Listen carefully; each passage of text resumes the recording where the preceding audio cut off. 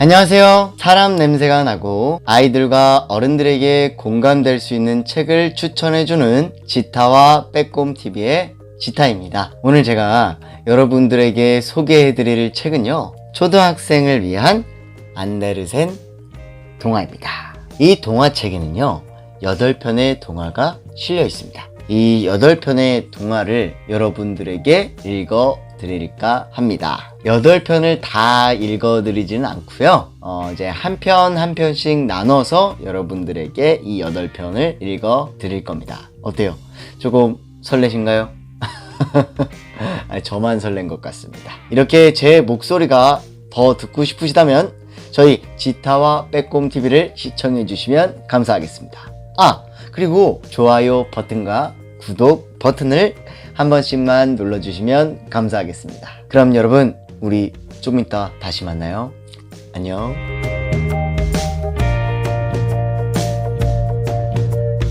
안데르센 동화 첫 번째 이야기, 폭풍이 간판을 옮긴 이야기. 옛날에 할아버지가 빨간 바지와 빨간 옷을 입고 깃털 모자를 쓰고 뛰어다니던 아주 어린 시절의 일이랍니다. 그 무렵에는 마을에 화려한 행사가 많이 열리는데 그 중에서도 제일 신나는 건 구두공 조합이 새 회관으로 간판을 옮기는 행사였죠. 커다란 구두와 머리가 둘 달린 독수리 깃발이 나부끼는 가운데 젊은 기술자들이 커다란 술잔을 짊어지고 행진하면 나이 지긋한 구두공들은 끝에 레몬을 꽂은 칼을 들고 척척척 따라갔죠. 거리에는 온갖 악기들의 소리가 두두둥, 디딩, 비리리 울려 퍼졌고 색색의 누비옷을 입은 광대는 얼굴에 시커먼 숯검정을 묻히고 지팡이를 휙휙 휘두르며 군중 속으로 삐집고 들어왔답니다. 사람들은 지팡이를 맞고 꽥꽥 소리치지만 사람들은 하나도 아프지 않았죠. 하지만 그 바람에 거리는 온통 북새통이 되었답니다. 하고 뒷걸음질 치는 사람들. 뭐야?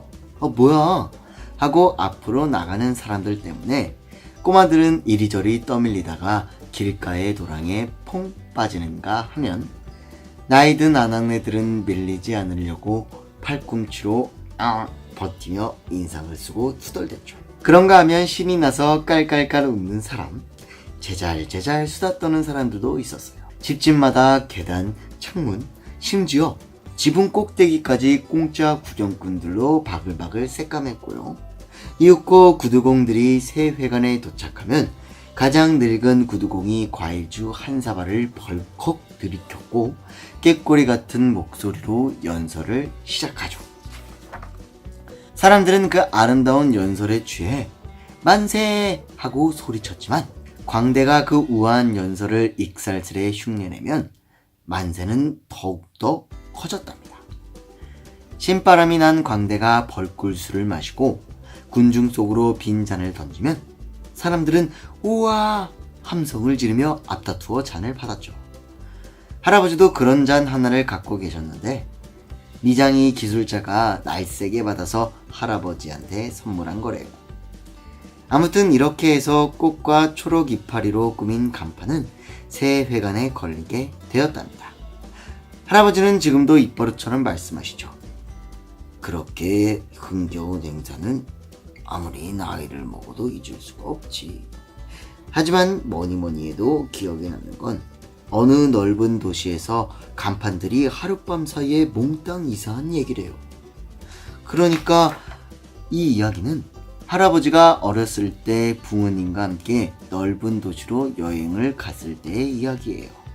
그때까지 할아버지는 나라에서 제일 큰 도시에 가본 적이 없었어요. 그래서 거리에 수많은 사람들이 오가는 걸 보고 오늘은 틀림없이 간판 이삿날일 거야 하고 생각했대요. 실제로 그 거리에는 간판들이 무지무지 많았는데 종류도 가지가지, 그림도 가지가지, 정말이지 별의별 간판들이 다 있었답니다. 양복 간판 가게에는 온갖 종류들의 옷들이 그려져 있었죠. 양복 가게의 주인은 촌스러운 사람부터 고상한 사람까지 어떤 사람의 옷이라도 만들 수 있었으니까요. 또 담배가게 간판에는 이 잎담배를 피우는 깜찍한 사내아이 그림이 진짜처럼 생생히 그려져 있었고요. 버터와 소금으로 절인 청어가 먹음직스럽게 그려진 간판, 목사님의 빳빳한 옷깃과 시체를 담는 관이 함께 그려지는 간판이 있는가 하면 글씨가 깨알같이 적힌 간판과 커다란 그림 하나만 덜렁 그려놓은 간판도 있었어요. 그래서 할아버지는 온종일 거리를 쏘다니며 간판 구경만 실컷 했대요. 간판을 구경하는 건 아주 좋은 일이야. 왜냐고?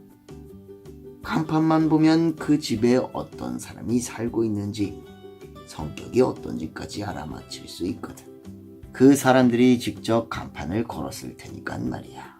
또 넓은 도시의 집들에 그 누가 살고 있는지 안다는 건 아주 좋은 일이라고.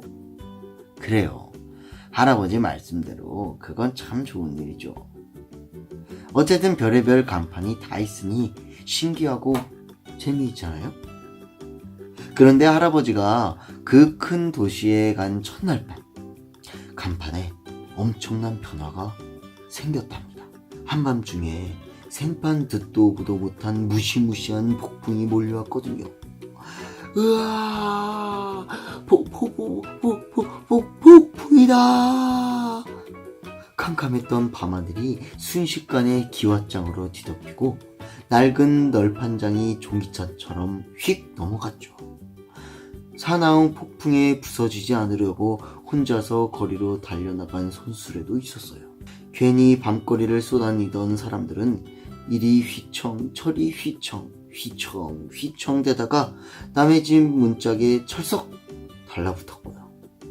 윙윙윙 덜컹덜컹 우당탕 타상탕탕탕 휘. 어휴, 정말이지 너무너무 시끄럽고 무시무시한 폭풍이었어요. 폭풍은 갈수록 심해져 급기야 운하의 물이 꽝 뚝을 넘어와 넘실 솟구쳐서는 이번에는 이 어디로 갈까 두리번거리고 있는 듯했죠. 굴뚝이란 굴뚝은 모조리 폭풍에 쓸려 나갔고 도도하게 고개를 쳐들고 있던 교회 탑들도 죄다 모가지가 똑 부러져 다시는 일어나지 못했죠. 늙은 소방대장네 집 앞에 있던 초선은 송두리째 뽑혀 거리를 대굴대굴 굴러가다 신기하게도 발딱 일어나 어느 집 앞을 가로막고 섰답니다. 그 집에는 지난번 화재 때 불길에 휩싸인 사람들을 셋이나 구해준 가난한 목수가 살고 있었지만 초선은 그것도 모르고 그런 짓을 한 거예요. 그런가 하면 널쩍한 쇠접시 모양의 이발소 간판은 성격이 면도칼 같은 판사님 댁의 창에 푹 박혀 처박혔고 방정맞은 대구대가리가 그려진 간판은 근엄하신 신문 기자님네 문 앞으로 불쑥 날아들었죠. 에그, 저 버르장머리 좀 보게나. 하하하. 이웃 사람들은 창가에서 그 꼴을 보고 배꼽을 잡고 웃었죠. 하지만 웃다가 벌러덩 쿵 자빠지기도 했답니다.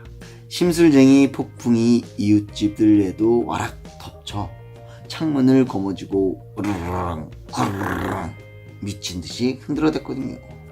또 통가게의 나무통은 점잖지 못하게 여자 속옷 가게 처마 밑에 대롱대롱 매달렸고 풍향계의 닭은 남의 집 지붕으로 날아가 엉큼한 심술꾸러기처럼 서 있었죠. 묵직한 액자에 끼워져 문 앞에 걸려있던 고급 음식점 메뉴판은 폭풍 때문에 손님이 전혀 오지 않은 극장 입구로 두다다다닥 날아갔어요. 그래서 배꼽을 쥐게 하는 포스터가 뚝딱 만들어졌죠. 겨자 넣은 수프와 쇠고기를 다져 넣은 양추마리. 하하하. 극장에서 뭐 그런 걸 다 먹는다고. 하지만 그 뒤로는 그 극장의 손님들의 발길이 끊이지 않았답니다.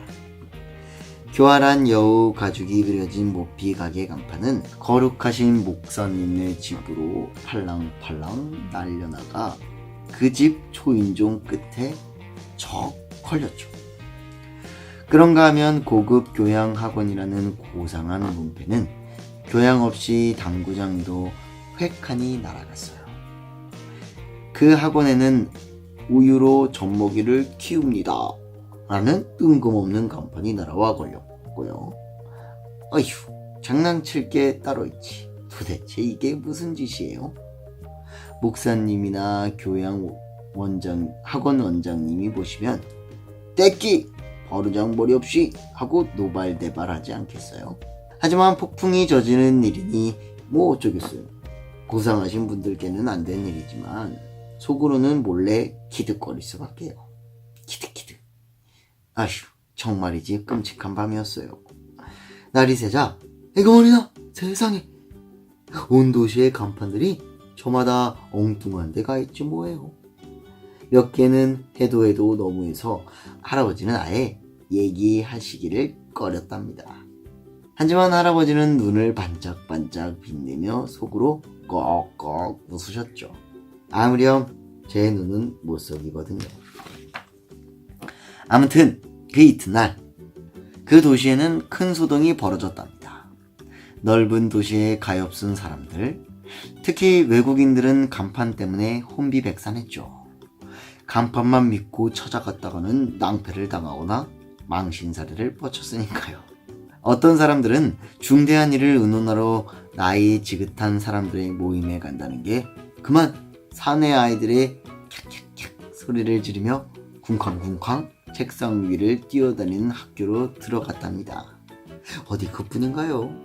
교회에 간다면서 극장 가는 사람, 판사님 댁에 간다면서 여자 속옷 가게 가는 사람, 담배 가게에 간다면서 교회로 불쑥 들어가는 사람, 이발소 간다면서 생선 가게에 가는 사람.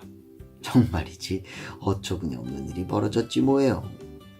차라리 길가의 도랑에 발랑 드러누워 그곳에 양복점인 척하는 간판은 그래도 점잖은 편이었죠.